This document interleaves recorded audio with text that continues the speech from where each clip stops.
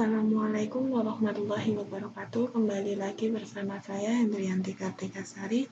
Kali ini kita akan memasuki pada pertemuan yang keempat, mata pelajaran Bahasa Indonesia kelas 7 SMP ITA Salam Sanden.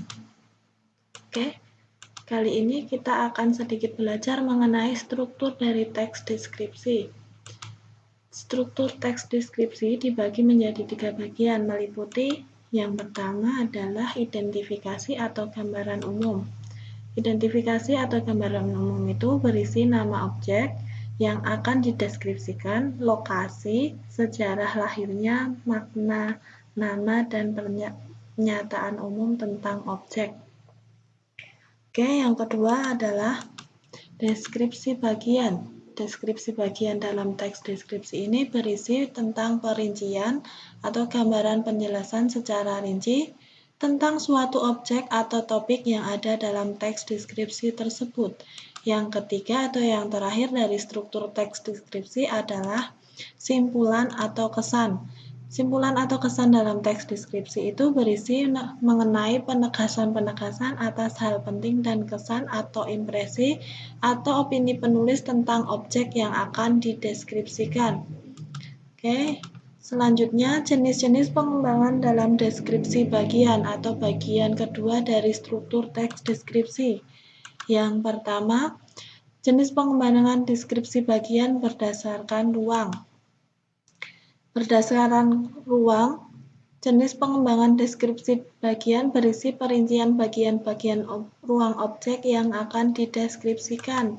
Yang kedua, jenis pengembangan deskripsi bagian berdasarkan anggota bagian-bagian objek, yakni berisi perincian bagian-bagian yang akan dideskripsikan. Yang ketiga, jenis pengembangan deskripsi bagian berdasarkan proses suatu berlangsung, yakni berisi perincian bagian awal, mulai meningkat, puncak atau inti, dan penutup. Serta yang keempat, pemfokusan, berisi bagian yang paling disukai dari bagian yang dideskripsikan. Jadi, berdasarkan jenis pengembangan deskripsi bagian berdasarkan ruang itu berisi perincian-perincian yang misalkan penulis mendeskripsikan bagian pintu masuk, bagian tengah, bagian belakang. Nah, perincian ruang juga dapat menyebut nama ruang dan ciri-ciri dari ruang yang akan dideskripsikan. Kemudian yang kedua, jenis pengembangan deskripsi bagian berdasarkan anggota bagian-bagian objek. Itu misalnya seperti ini.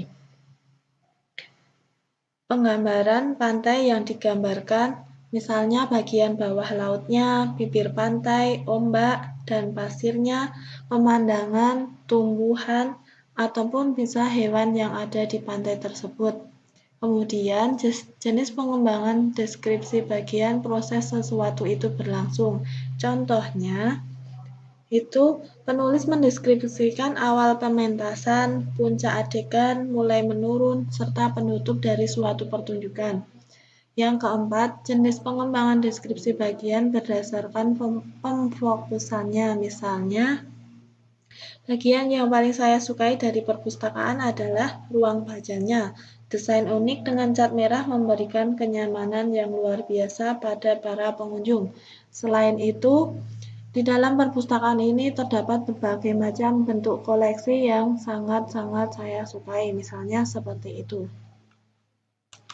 Oke, sekian dulu ya belajar kita hari ini. Jika masih ada yang belum jelas, silahkan ditanyakan. Banyak salah, banyak yang kurang, mohon maaf. Sekian dulu. Wassalamualaikum warahmatullahi wabarakatuh.